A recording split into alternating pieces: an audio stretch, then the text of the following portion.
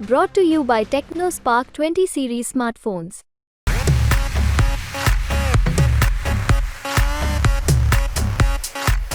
ભારતીય જનતા પાર્ટીનો કાર્યકર્તા નિરસ્તા દાખવે અને ભારતીય જનતા પાર્ટીનો મતદાર ઉદાસીનતા દાખવે એનું કંઈક કારણ છે એને ખરેખર શોધવાની જરૂર છે. ની સીટ આપણે જીતીએ છીએ ચોક્કસ, પણ ભરતભાઈ સુતરિયા કેટલું સ્ટ્રોંગ નેતૃત્વ કરી શકે છે એ તો એમની એ પોતાને જ કામ કરવાનું બાકી રહે.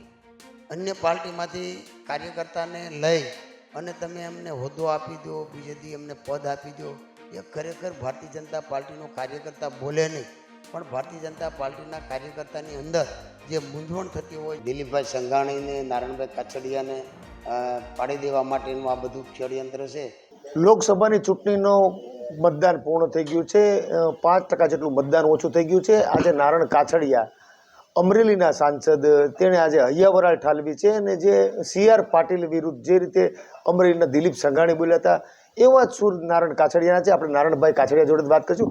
નારણભાઈ, તમે હૈયાવરાળ ઠાલવી છે કે અમરેલીનો ઉમેદવાર જે મુકાણા છે તે ગુજરાતીમાં થેન્ક યુ કહેતા નથી આવડતું, શું કહેશો?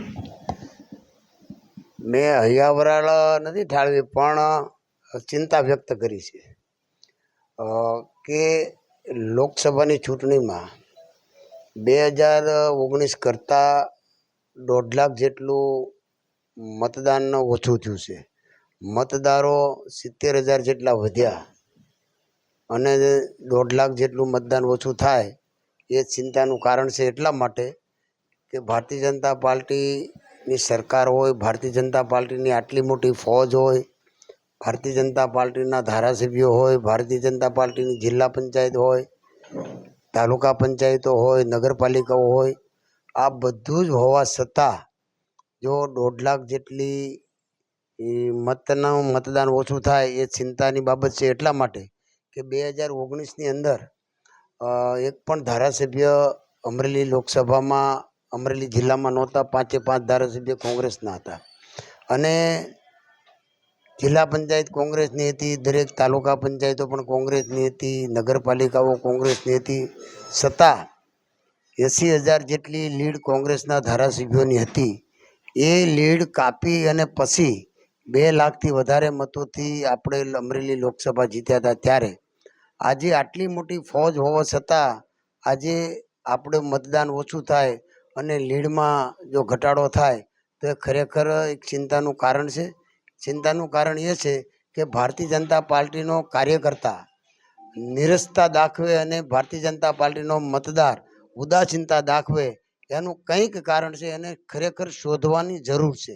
અને શોધવાની જરૂર એટલા માટે છે કે આજે ભારતીય જનતા પાર્ટીનો કાર્યકર્તા 30 વર્ષથી 35 વર્ષથી જે ફિલ્ડમાં કામ રાત દિવસ કરતો હોય પાર્ટી માટે, અને એ કાર્યકર્તાને સાઇડલાઇન કરવામાં આવે અથવા તો એમની અવગણના કરવામાં આવે અને કોઈ નવી પાર્ટીમાંથી કોઈ નવા માણસને લાવી અને એમને પ્રોત્સાહન આપવામાં આવે અને એમને જો વધારે પડતું માન સન્માન આપવામાં આવે ત્યારે ભારતીય જનતા પાર્ટીનો કાર્યકર્તા હંમેશા નારાજ થતો હોય છે કે તમે સવારે અન્ય પાર્ટીમાંથી કાર્યકર્તાને લઈ અને તમે એમને હોદ્દો આપી દો, બીજેથી એમને પદ આપી દો. એ ખરેખર ભારતીય જનતા પાર્ટીનો કાર્યકર્તા બોલે નહીં, પણ ભારતીય જનતા પાર્ટીના કાર્યકર્તાની અંદર જે મૂંઝવણ થતી હોય, જે મૂંઝાતો હોય, એ ખરેખર ભારતીય જનતા પાર્ટીના નેતૃત્વને સમજવાની જરૂર છે.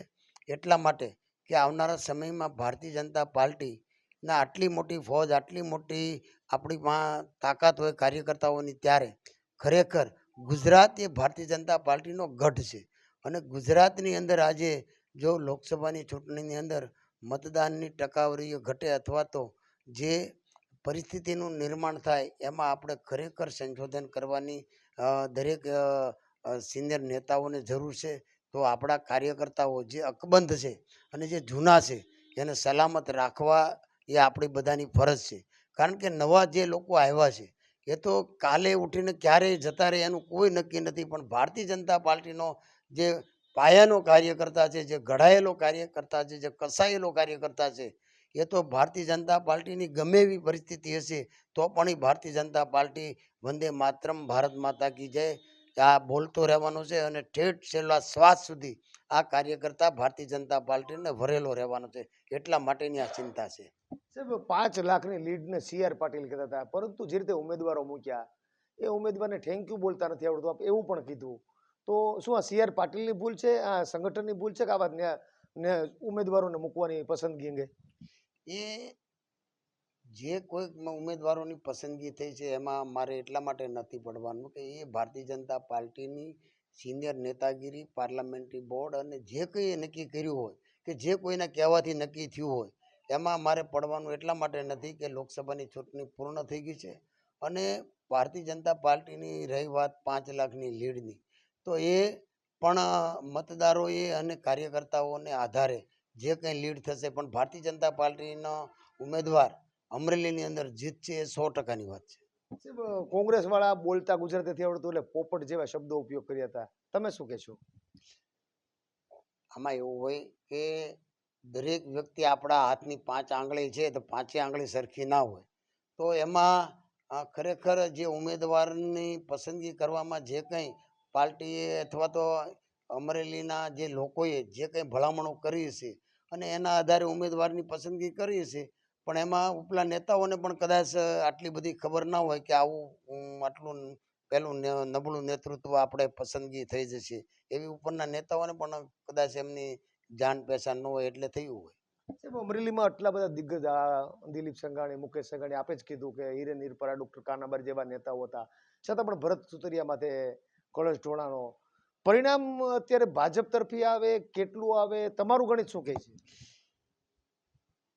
ભારતીય જનતા પાર્ટીએ 3 વખત મને જિલ્લા પંચાયતની ટિકિટ આપી, 3 વખત મને લોકસભાની ટિકિટ આપી, એટલે ભારતીય જનતા પાર્ટીનો મને ટિકિટ નથી મળી એનો મને બિલકુલ રંજ પણ નથી, એટલા માટે કે 6 વખત ટિકિટો આપી હોય ત્યારે નરેન્દ્ર મોદી સાહેબની ટીમમાં મને કામ કરવાનો મોકો મળ્યો હોય અને જ્યારે અમરેલી લોકસભાના મતદારોએ જેને મને અથાગ પ્રેમ આપ્યો હોય, અથાગ હૂફ આપ્યો હોય દરેક સમાજના લોકોએ, તો પહેલાં તો હું ભારતીય જનતા પાર્ટીનો અને મતદારોનો આભાર માનું છું અને મને એનો રંજ પણ દુઃખ પણ નથી કે મને ટિકિટ નથી મળી. હા, તમારી વાત સાથે હું એટલો સહમત છું કે અમરેલી જિલ્લાનું દિગ્ગજ નેતૃત્વ જે છે, દિલીપભાઈ સંઘાણી છે, ડૉક્ટર કાનાબાર છે, બાકુભાઈ ઉંધાડ છે, હિરેનભાઈ હિરપરા છે, કેશુભાઈ નાકરાણી છે, આવા અનેક લોકોએ ટિકિટો માંગી હતી, પરંતુ કંઈક લોકોના જે કંઈ હોય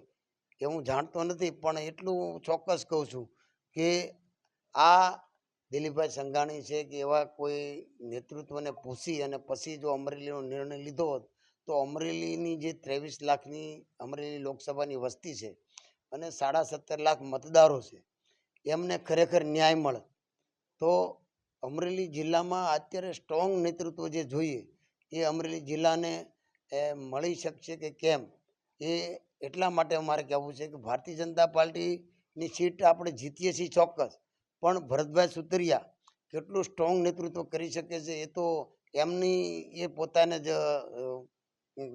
કામ કરવાનું બાકી રહે. નારાયણભાઈ એક છેલ્લો સવાલ, અમરેલીનો દિગ્ગજ જે નેતૃત્વ છે, દિલીપ સંઘાણી, પરસોત્તમ રૂપાલા, નારણ કાછડિયા, આ કેડરને ખતમ કરવા માટે નવા જે ધારાસભ્યો અત્યારના 5 મહેશ કસવાળા છે, કૌશિક વેકરિયા છે, આ જૂથ અત્યારે સામું આવ્યું એવું લાગે છે, શું કહેશો તમે? ભારતીય જનતા પાર્ટીમાં કોઈ જૂથબંધી હોતી નથી, પરંતુ વિચારધારા અને દરેકના મનમાં હોય કે ભાઈ આપણે પાડી દઈએ, આને પાડી દઈએ, પણ હકીકતમાં એવું હોતું નથી. પણ જે લોકોએ જે મતદારોમાં અને કાર્યકર્તાઓમાં જે મેસેજ ગયો છે એ થોડો વિચિત્ર મેસેજ ગયો છે કે ભાઈ દિલીપભાઈ સંઘાણીને, નારાયણભાઈ કાછડિયાને પાડી દેવા માટેનું આ બધું ષડયંત્ર છે. હવે એવું તો મને કાંઈ હું જાણતો નથી, પણ કાર્યકર્તાઓમાં અને મતદારોમાં આવો એક મેસેજ વાત સંભળાય છે, તો એ કેટલા અંશે સાચી છે ખોટી છે એ મને ખબર નથી. હા, નારાયણભાઈ કાછડિયા તે અત્યારે હાલમાં જે રીતે જૂથવાદ જેવો સામે આવ્યો છે તે સ્પષ્ટ સ્વીકાર નથી કરી રહ્યા, પરંતુ હાલમાં જે રીતે CR પાટીલ અને CR પાટીલે જે ભરત સુતરિયાને અમરેલી લોકસભાની બેઠકમાં મેદાનમાં ઉતારતા આજે નારણ કાછડિયા છે તેણે પોતાનો બળાપો આજે પોતાના સાંસદ કાર્યાલય વ્યક્ત કર્યો હતો. ફારૂક કાદરી, ગુજરાત તક, અમરેલી.